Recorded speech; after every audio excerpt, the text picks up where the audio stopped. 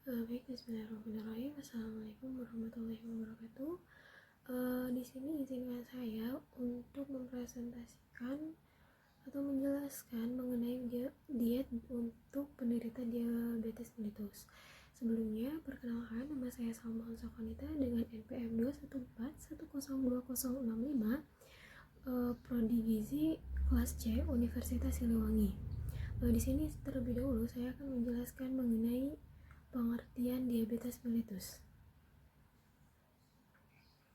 Pengertian diabetes mellitus. Diabetes mellitus (DM) didefinisikan sebagai suatu penyakit atau gangguan metabolisme kronis dengan multi etimologi yang ditandai dengan tingginya kadar gula darah disertai dengan gangguan metabolisme karbohidrat, lipid, dan protein sebagai akibat insufisiensi fungsi insulin. Infisiensi fungsi insulin dapat disebabkan oleh gangguan atau defisiensi produksi insulin oleh sel-sel beta Langerhans kelenjar pankreas atau disebabkan oleh kurang responsifnya sel-sel tubuh terhadap insulin. Berikut adalah pengertian dari WHO 1999. Lalu pengertian selanjutnya menurut Evi Kurniawati 2014 menyatakan bahwasanya diabetes mellitus adalah penyakit kronis yang terjadi diakibatkan kegagalan pankreas memproduksi insulin yang mencukupi atau tubuh tidak dapat menggunakan secara efektif insulin yang diproduksi. Lalu selanjutnya menurut Burairah 2010 yaitu diabetes mellitus (DM) adalah penyakit yang ditandai dengan terjadinya hiperglikemia atau gangguan metabolisme karbohidrat, lemak, dan protein yang dihubungkan dengan kekurangan secara absolut atau relatif dari kerja dan atau sekresi insulin. Gejala yang dikeluhkan pada penderita diabetes mellitus yaitu polidipsia, poliuria, polifagia, penurunan berat badan, dan kesemutan.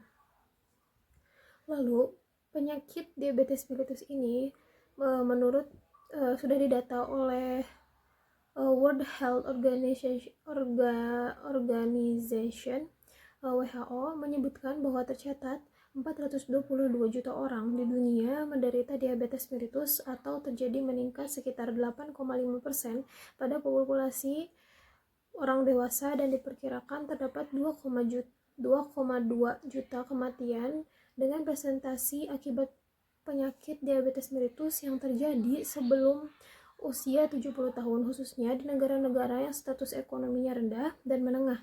Bahkan diperkirakan akan terus meningkat sekitar 600 juta jiwa pada tahun 2035 menurut Kemenkes RI 2018. American Diabetes Association ADA menjelaskan bahwa setiap 21 detik terdapat satu orang yang didiagnosis diabetes mellitus atau hampir setengah dari populasi orang dewasa di Amerika menderita diabetes mellitus. Yang berikut itu dipaparkan oleh ADA 2019 atau disebut dengan American Diabetes Association. Lalu selanjutnya dapat dilihat yaitu ini adalah diagram penderita diabetes di seluruh dunia dan negara Indonesia itu termasuk ke dalamnya yaitu urutan ke-15.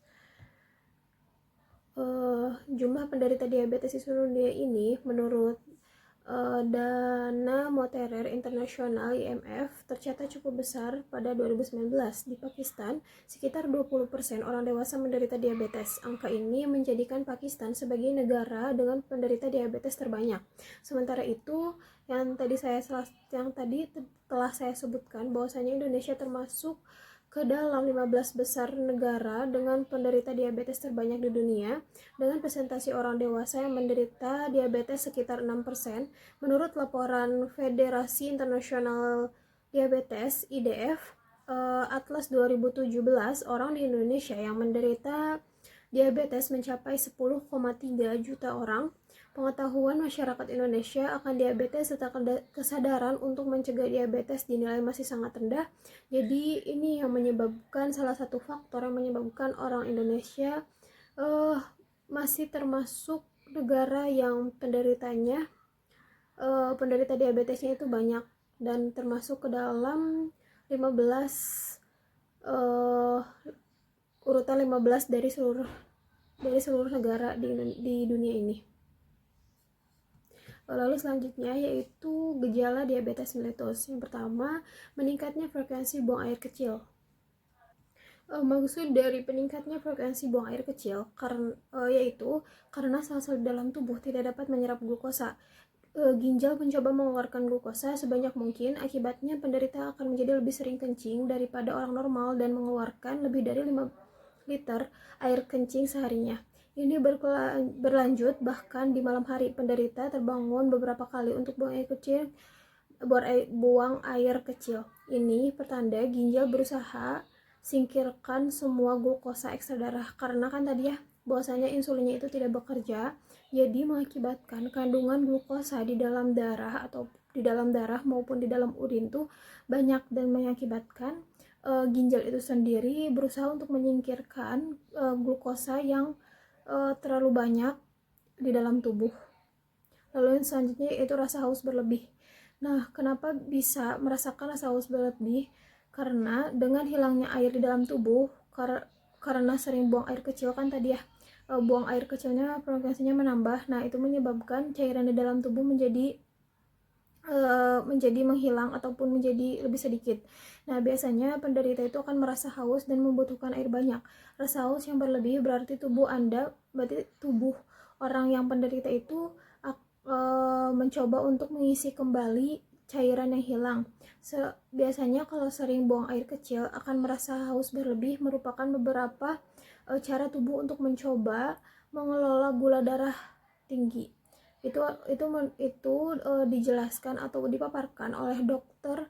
Colazo Cafel seperti yang dikutip dari health.com.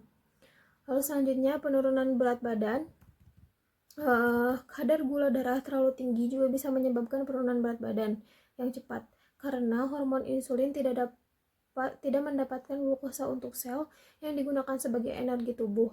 Tubuh memecah protein dari otot sebagai sumber alternatif bahan bakar. Jadi akhirnya karena glukosa tidak bisa diproses untuk sel yang mengakibatkan kekurangannya kebutuhan energi, lalu akhirnya tubuh akan memecah protein dari otot sebagai sumber alternatif bahan bakar. Kemungkinan tubuh si penderita akan mengalami penurunan berat badan karena tadi yaitu kurangnya sumber energi dan mengambil protein yang ada di dalam otot untuk dipecah sebagai bahan bakar atau energi.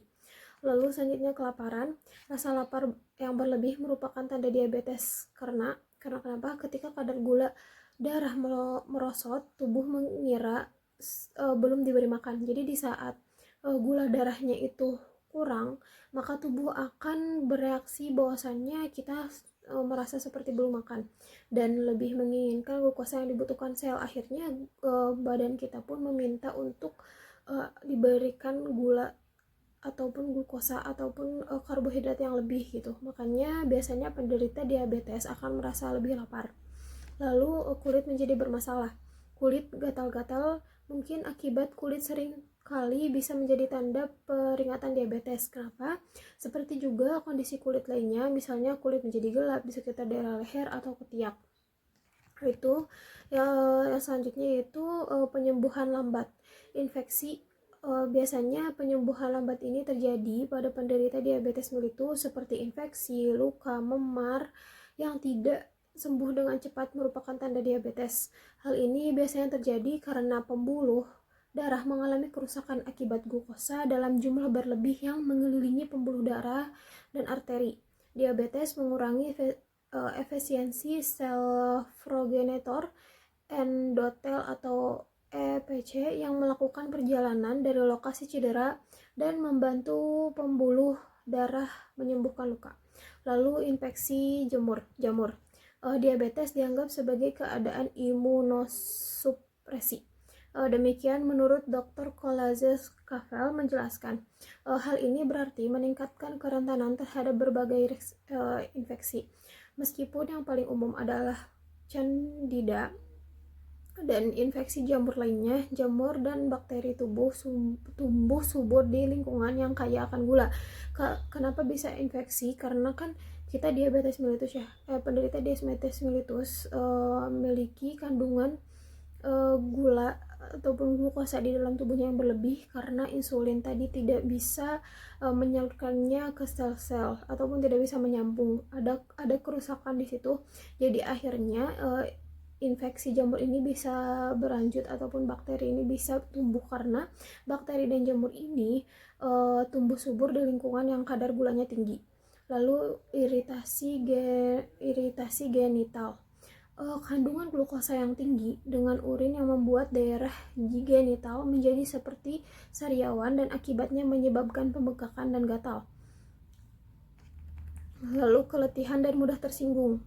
Ketika seseorang memiliki kadar gula darah tinggi, tergantung berapa lama sudah merasakannya, mereka kerap merasakan tidak enak badan. Berikut adalah kutipan yang dikatakan oleh Dr. Kolazov-Kavel.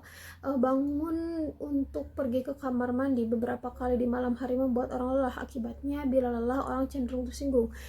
Kenapa bisa seperti itu? Karena kan tadi sudah dijelaskan ya, bahwasannya frekuensi buang air kecil orang yang sedang diabetes mellitus akan lebih sering karena ginjal mereaksi bahwasannya terdapat banyak glukosa yang terkandung yang akhirnya terus berusaha untuk mengeluarkan glukosa tersebut yang menyebabkan orang akan terus ke kamar mandi untuk buang air kecil. Nah, hal itu akan membuat seseorang letih dan hal letih itu bisa membuat orang tersinggung. Lalu selanjutnya pandangan yang kabur. Penglihatan kabur atau sesekali melihat kilatan cahaya merupakan akibat langsung kadar gula darah tinggi. Memberikan gula darah tidak terkendali dalam waktu lama bisa menyebabkan kerusakan permanen, bahkan mungkin kebutaan. Pembuluh darah di retina menjadi lemah setelah bertahun-tahun mengalami hiperglikemia dan mikroaneurisma yang melepas protein berlemak yang disebut eksudat. Lalu kesemutan dan mati rasa. Kesemutan dan mati rasa di tangan dan di kaki bersamaan dengan rasa sakit yang membakar atau membengkak adalah tanda bahwa saraf sedang dirusak oleh diabetes. Masih seperti penglihatan, jika kadar gula di dasar dibiarkan terlalu lama, kerusakan saraf bisa menjadi permanen.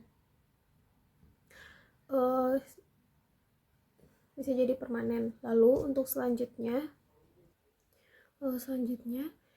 efek diabetes mellitus pada tubuh. Yang pertama ada hiperglikemia dan hipoglikemia. Jika penderita diabetes tidak dapat mengontrol penyakit diabetes ini, kadar gula dalam darah bisa menggejolak tinggi atau bahkan turun sangat rendah. Kondisi nilai gula darah yang terlalu tinggi dari batas normal bila mencapai 500 mg per dl disebut hiperglikemia. Sebaliknya, jika terlalu rendah, kurang dari 60 mg per dl dinamakan hipoglikemia.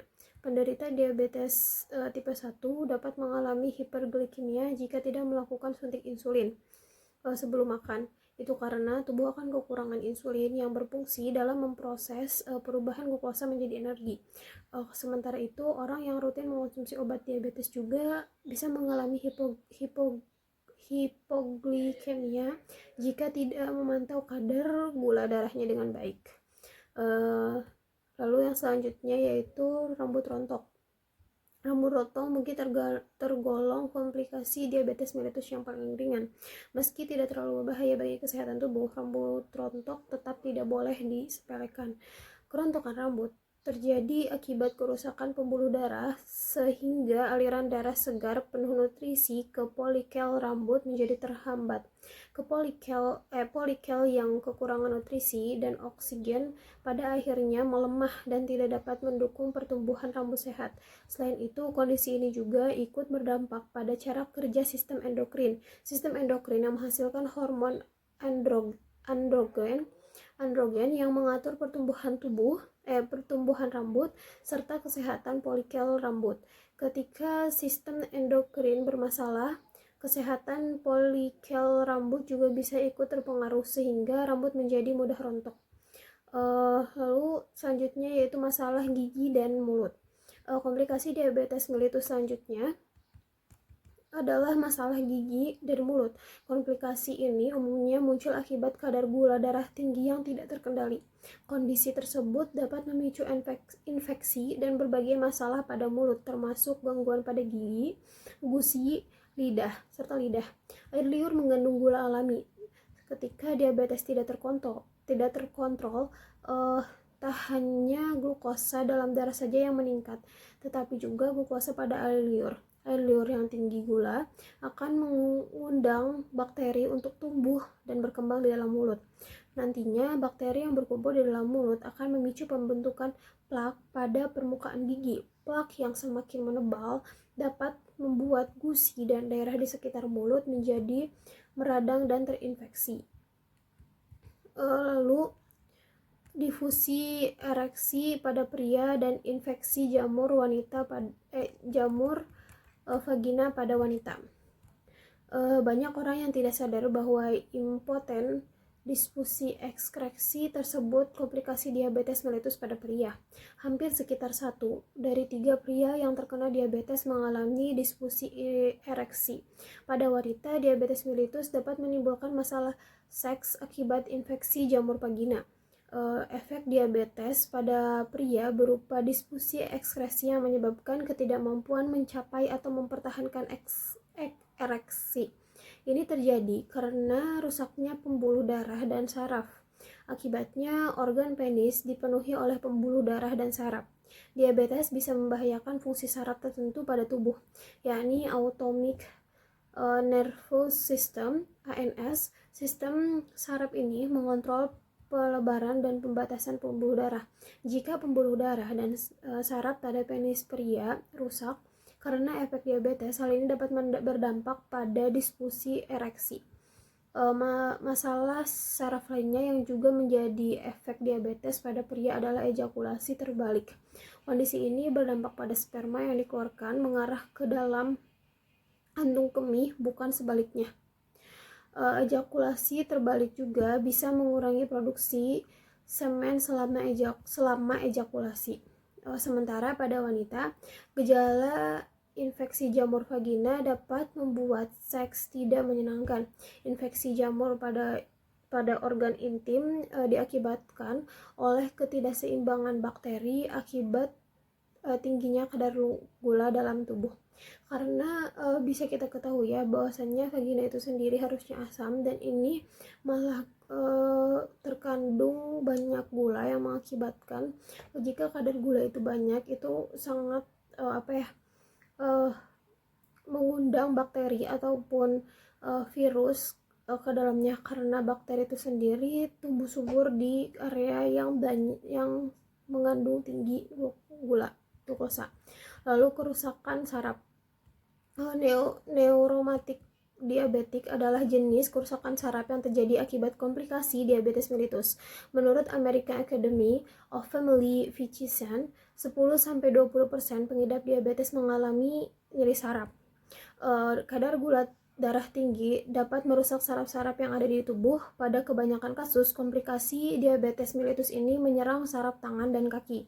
Komplikasi ini menyebabkan mati rasa atau kesemutan pada jari, tangan, dan jari kaki. Gejala lainnya yaitu timbulnya rasa nyeri, kesemutan, kebas, pegal, sehingga sensasi rasanya itu seperti terbakar. Lalu kerusakan mata. Dalam komplikasi akibat diabetes mellitus tidak hanya menyerang saraf kaki dan tangan saja, tetapi juga mata. Pada mulanya, komplikasi ini ditandai dengan penglihatan kabur selama beberapa hari atau minggu, dan akan kehilangan setelah kadar gula yang tinggi kembali normal. Namun, ketika kadar gula terus naik, pembuluh darah kecil yang ada di belakang mata bisa rusak. Namun, pembuluh darah yang rusak akibat diabetes mellitus itu dapat melemahkan saraf, bahkan menimbulkan adanya pembengkakan yang berisi cairan.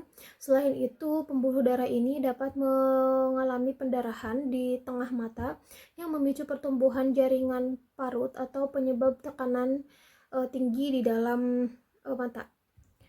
beberapa gangguan penglihatan akibat diabetes mellitus yang mungkin terjadi itu ada retinopathic diabetik, ada edema makula diabetik, glukoma, ada katarak diabetik.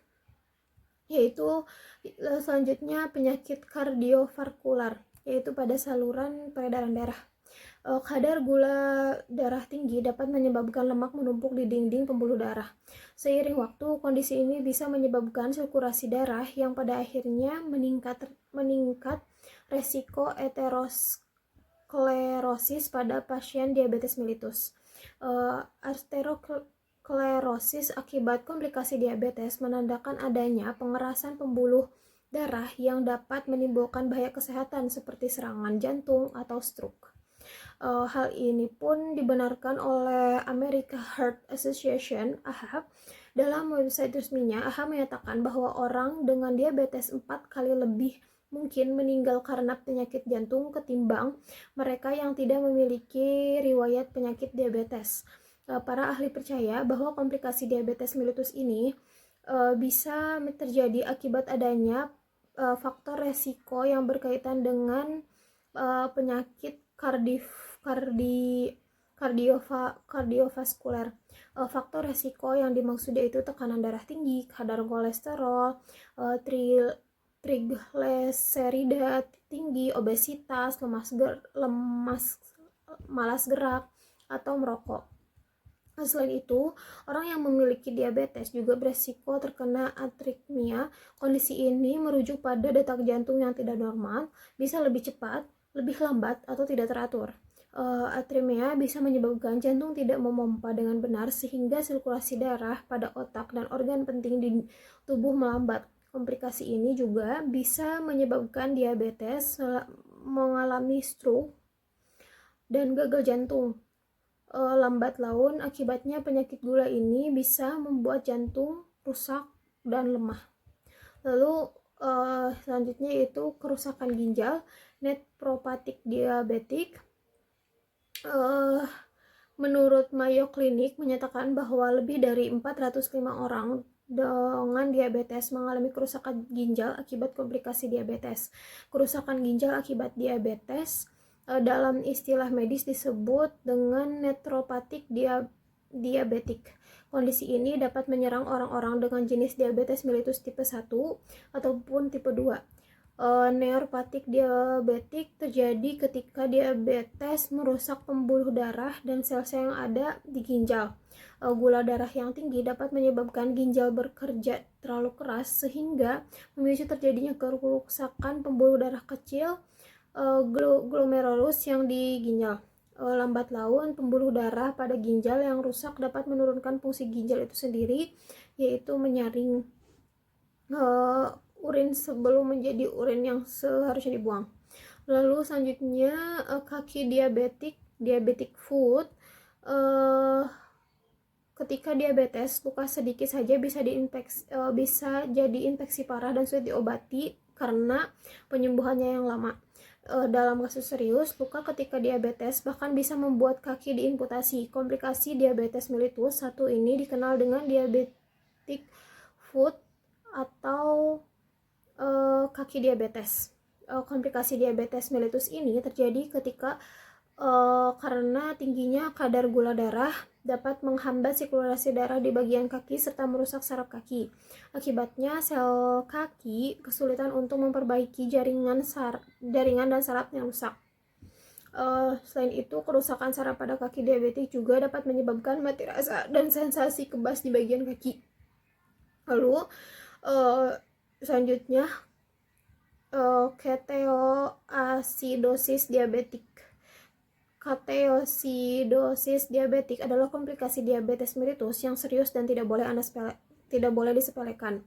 Karena menurut Diabetes Association, ketoasidosis lebih sering terjadi pada orang dengan diabetes tipe 1.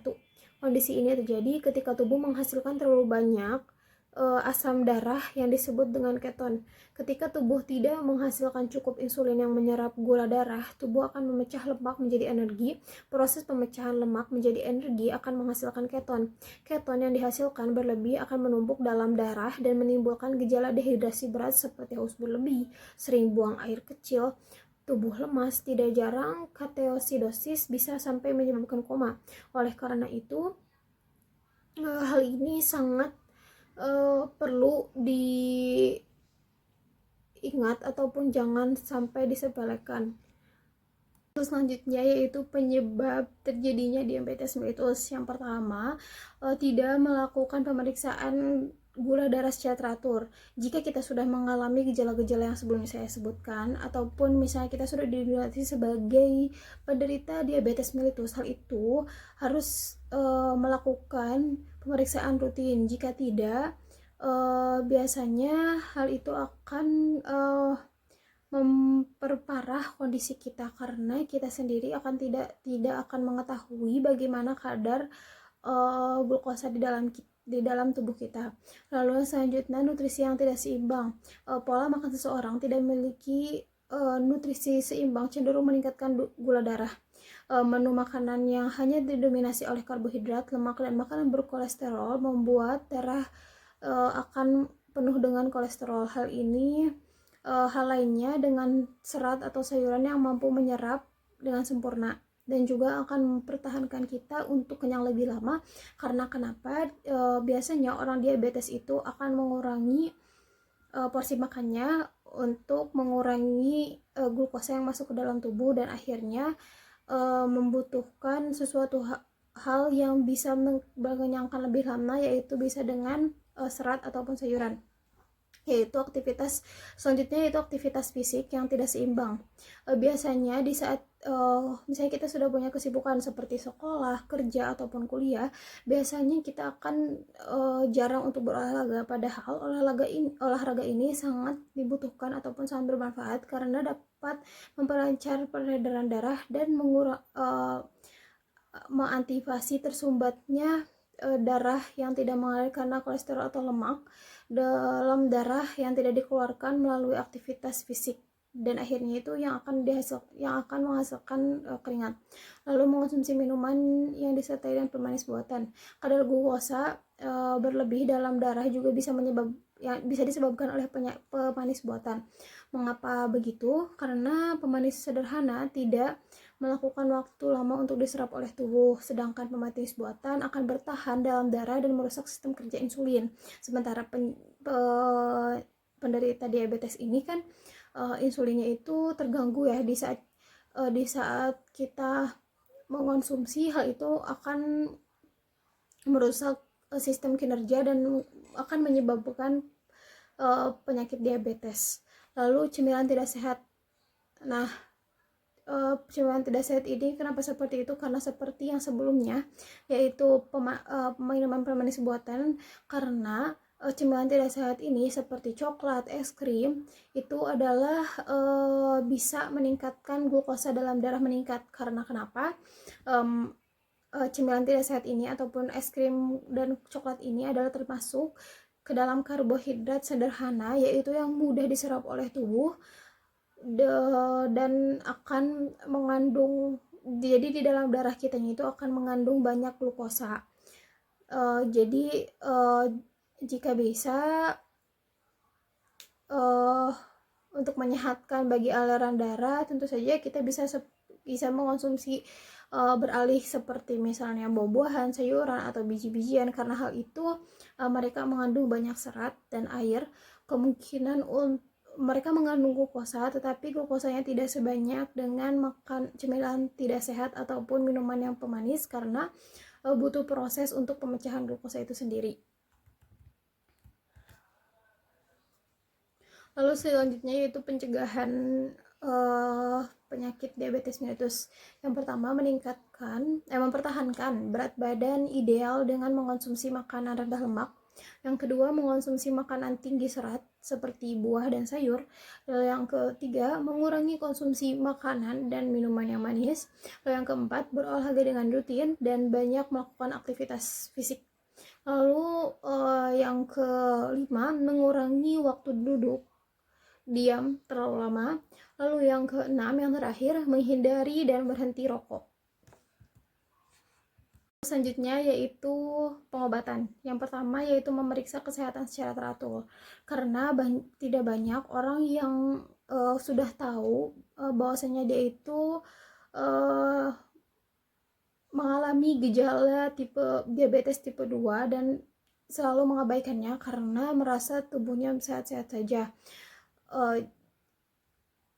Jika hal itu terjadi, biasanya diabetes tersebut akan menyebar ke organ lain dan menimbulkan penyakit-penyakit komplikasi. Maka dari itu harus menjaga kesehatan dan juga pemeriksaan secara teratur agar bisa tahu perkembangan bagaimana diabetes yang berada di dalam tubuh kita. Lalu selanjutnya menjalani pengobatan secara intensif. Tujuan pengobatan jelas untuk membuat gula darah mendekati normal ataupun menjadi normal. Walaupun pengobatan dijalani secara intensif, memilih makanan dan aktivitas sangatlah menentukan akan normalnya gula darah. Jangan membeli obat bebas karena obat diabetes hanya boleh ditebus oleh resep dokter. Lalu obat antidiabetes akan dimasukkan secara oral melalui tablet maupun obat dalam bentuk injeksi. Insulin yang diinjeksi wajib untuk penderita diabetes tipe 1, sedangkan untuk tipe 2 digunakan obat oral. Jadi, menjalani pengobatan secara instruktif ini harus dengan resep dokter karena ada beberapa hal yang harus dipertimbangkan seperti untuk penderita diabetes 1 yaitu menggunakan injeksi insulin, untuk penderita diabetes 2 yaitu menggunakan obat oral. Selain itu juga terdapat menu ataupun standar-standar yang harus dimakan, yaitu dengan pemilihan makanan dan aktivitas yang diperlukan untuk membuat kadar gula darah dalam tubuh menjadi normal ataupun mendekati normal. Lalu selanjutnya aktivitas fisik. Setelah obat, biasanya penderita diabetes harus aktif secara fisik artinya segala kegiatan fisik haruslah dilakukan agar membuat kadar gula darah dalam darah keluar dan darah kembali produksi insulin. Penderita menunjukkan bahwa orang yang punya aktivitas fisik mempunyai risiko lebih kecil sebanyak 30-50%, sedangkan individu dibandingkan dengan individu pasif yang kurang dalam berolahraga. Lalu selanjutnya memperbaiki kualitas makan. Penderita diabetes haruslah mempunyai diet. Seiring dengan itu kualitas makanan yang sangat mendapatkan peran penting bagi penderita diabetes. Banyak makanan yang sehat dianjurkan oleh para penderita diabetes. Kurangi gula, minyak, dan semua makanan yang berlemak lainnya.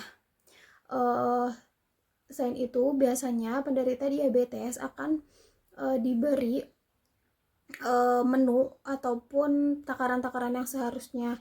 Maka dari itu biasanya terdapat takaran-takaran yang diharuskan dimakan ataupun larangan-larangan yang tidak diperbolehkan.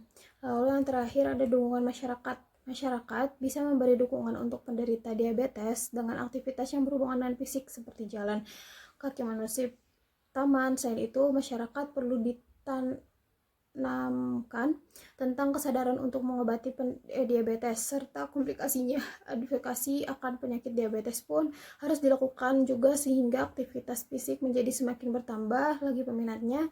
Tempat-tempat publik pun harus turut mendukung Indonesia bebas diabetes. Jadi di saat orang banyak karena kasus juga banyak orang diabetes ini, maka dibutuhkan dukungan dari masyarakat seperti adanya tempat-tempat untuk berolahraga yang mendukung penderita diabetes ini untuk melakukan atau menjalankan aktivitas fisik, dan dukungan juga dari masyarakat di mana mereka turut berkontribusi seperti menjaga kesehatannya agar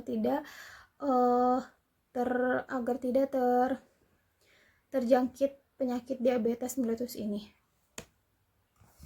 Lalu selanjutnya yaitu diet diabetes mellitus. Diet diabetes mellitus adalah diet yang bertujuan membantu penderita diabetes mellitus memperbaiki kebiasaan makan dan olahraga untuk mendapatkan kontrol metabolik yang lebih baik, seperti mempertahankan kadar gula darah supaya mendekati angka normal, mencapai dan mempertahankan kadar lemak darah normal, dan memberi cukup energi untuk mempertahankan berat badan normal. Lalu selanjutnya 3 hal yang harus diamati penderita diabetes mellitus. Yang pertama yaitu jumlah asupan. Yang kedua ada jadwal makan. Yang terakhir yaitu jenis makanan. Yang pertama yaitu jumlah asupan. Jumlah asupan yang dimaksud adalah jenis kalori yang dikonsumsi. Jumlah kalori yang dianjurkan adalah 35-30 kalori per kilogram berat badan ideal setiap harinya. Misalnya, seorang dengan berat badan ideal 50 kilo memerlukan 1250-1500 kalori dalam seharinya. Lalu jadwal makan. Biasanya dokter akan memberikan jadwal makan untuk menjaga kadar gula darah dalam keadaan stabil dan tidak fluktuatif. Penderita diabetes dianjurkan untuk makan besar 3 kali sehari dan makan kecil atau selingan 2-3 kali sehari. Jarak antara waktu makan besar dan selingan sekitar 2,5-3 jam. Lalu jenis makanan. Penderita diabetes mellitus menentukan jenis makanan apa saja yang baik untuk dikonsumsi dan dimakan yang sebaiknya dihindari. Pola makan ini penting untuk dijalankan sehari-hari atau ketika hendak bepergian. Syarat-syarat diabetes mellitus, yang pertama ada energi cukup, yaitu sekitar 25-30 kilogram kalori per kilogram berat badan untuk mencapai dan mempertahankan berat badan normal. Yang kedua yaitu untuk protein dianjurkan 10-20% dari total kalori. Lalu ada porsi asupan lemak yang dianjurkan sekitar 20-25 dari total kalori, yaitu untuk karbohidrat sendiri porsi yang dianjurkan adalah 45-65% dari total kalori atau minimal 130 gram per hari. Lalu selanjutnya jumlah asupan serat yang dianjurkan adalah 400 gram per 100 kg atau minimal 5 porsi sayur dan buah 1 porsi setara 1 mangkok kecil. Lalu yang terakhir yaitu cukup vitamin dan mineral.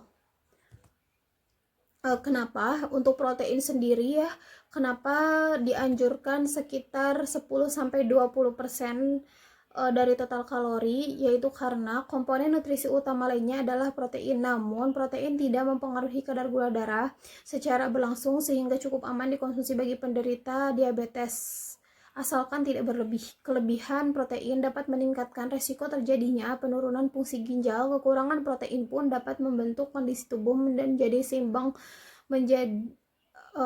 kondisi tubuh dalam memperburuk kondisi tubuh dalam menyeimbangkan gula darah. Kenapa tadi ada takarannya? Itu disebabkan karena jika kelebihan itu akan merusak ginjal, yaitu fungsi untuk menyaring setiap apa yang harus dibuang dan apa yang harus dipertahankan di tubuh. Lalu jika misalnya protein ini kekurangan, maka akan memperburuk kondisi tubuh dalam menyeimbangkan kadar gula darah. Lalu selanjutnya yaitu lemak. Komponen nutrisi ini yang perlu dipertahankan penderita diabetes mellitus adalah lemak. Lemak memiliki kandungan energi paling tinggi dibandingkan dengan nutrisi lain sehingga dapat menyebabkan kenaikan berat badan. Karena tadi penyakit diabetes mellitus ini dapat mengurangi berat badan. Karena kenapa? Biasanya penderita penyakit diabetes mellitus ini akan mengurangi konsumsinya terhadap glukosa atau kayak karbohidrat seperti itu, karena insulin tidak bisa bekerja untuk merubah glukosa tersebut menjadi energi dan menyebabkan akhirnya energi pun diambil dari pemecahan protein ataupun dari pemecahan lemak itu sendiri. Makanya dari itu penderita mellitus biasanya dianjurkan untuk mengonsumsi lemak tetapi juga tidak berlebih. Lalu selanjutnya itu karbohidrat. berapa banyak kebutuhan karbohidrat dalam sehari disesuaikan dengan berat badan dan aktivitas sehariannya. Dengan menghitung karbohidrat dengan tepat dapat membantu dia best friend mengontrol gula darah. Hal ini karena karbohidrat adalah nutrisi yang paling cepat kenaikan gula darah dibanding nutrisi lain seperti protein dan lemak. Maka dari itu biasanya karbohidrat bagi penderita diabetes mellitus akan lebih sedikit ataupun lebih dikontrol lagi, karena hal ini adalah yang paling mengandung gula dan mempercepat kenaikan gula darah. Lalu yang selanjutnya yaitu ada serat. Konsumsi serat sebanyak 25 gram per hari dikategorikan dalam asupan serat rendah, dan konsumsi serat pada lebih dari 25 gram per hari dikategorikan ke dalam asupan serat cukup, karena dampak kurang serat pada pengidap diabetes dapat menyebabkan si penderita itu untuk mengendalikan gula darah. Selain itu, kurangnya serat dapat menyebabkan terjadinya penyakit komplikasi diabetes dalam jangka panjang. Bagi penderita diabetes, serat merupakan asupan yang sangat penting, khususnya dalam usaha untuk mengontrol gula darah dalam tubuh. Bagi penderita diabetes, serat memperlambat proses konversi karbohidrat menjadi gula, sehingga peningkatan gula dalam darah meningkat secara perlahan dan membantu mengontrol level glukosa dalam darah.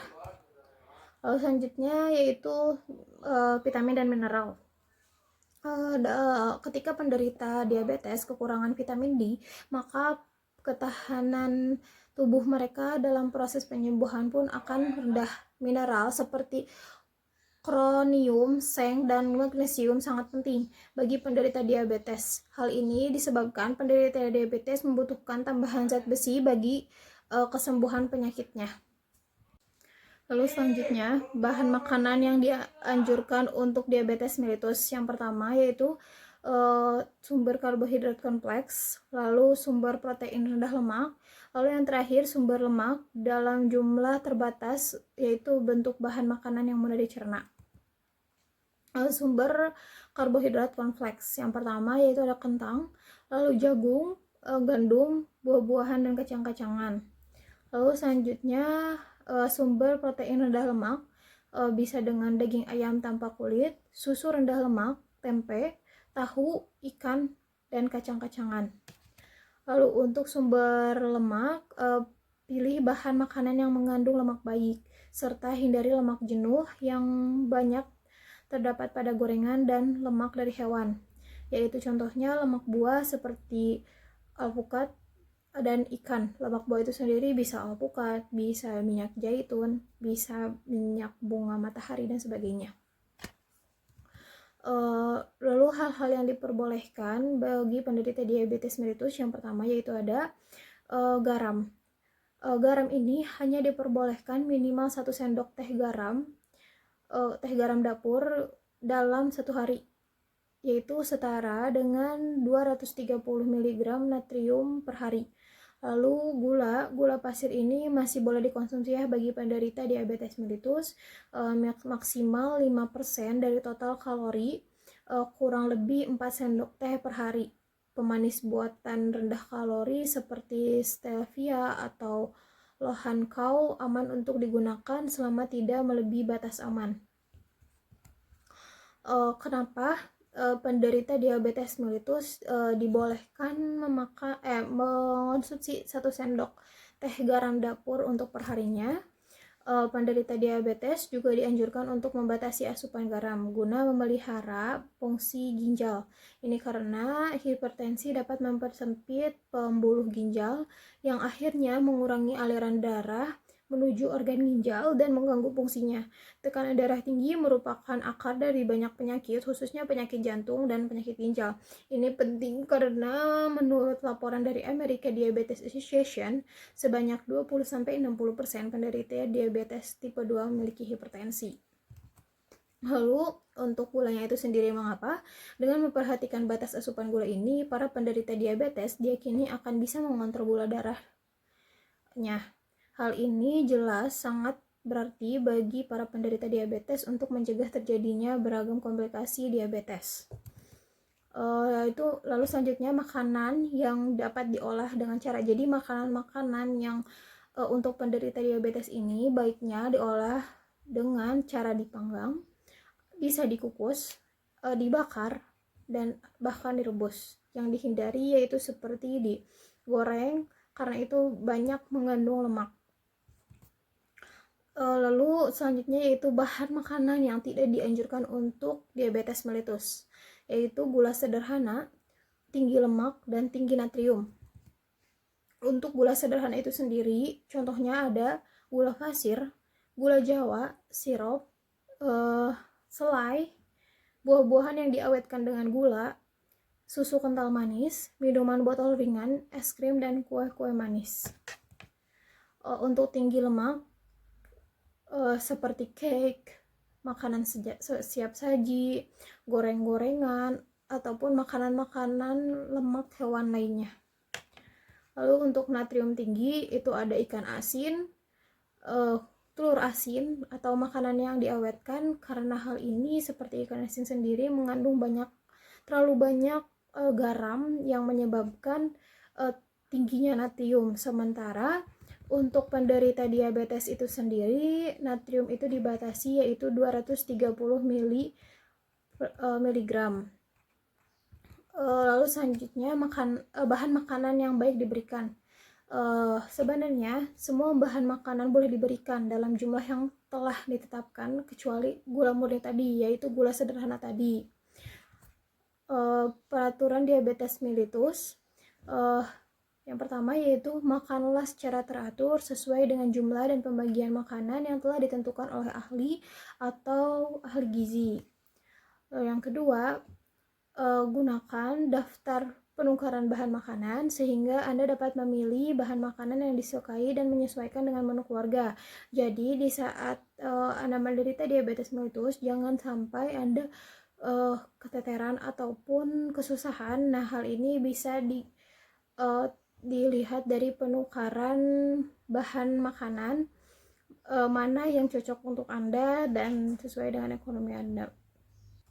Lalu selanjutnya itu penggunaan gula murni dan makanan yang diolah dengan gula murni tidak diperbolehkan.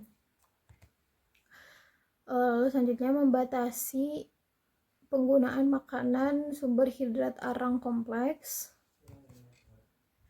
Lalu selanjutnya yaitu makanlah banyak sayuran dan buah-buahan sesuai dengan pembagian makan sehari yang disusun oleh ahli gizi, yaitu sayuran kelompok A boleh dimakan sekehendak, sedangkan kelompok B hanya diperbolehkan dimakan menurut jumlah yang ditentukan, dan semua macam buah boleh dimakan menurut jumlah yang ditentukan.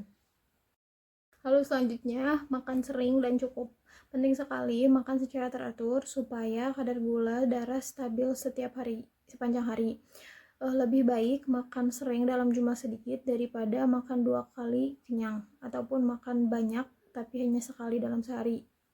Lalu yang terakhir yaitu makan makanan tinggi serat, soluble seperti jagung, kacang-kacangan, umbi-umbian, dan buah-buahan. Mungkin sekian yang dapat saya sampaikan. Lalu ini adalah daftar pusaka ataupun pustaka ya, referensi-referensi yang saya ambil. Terima kasih, thanks for watching. Wassalamualaikum warahmatullahi wabarakatuh.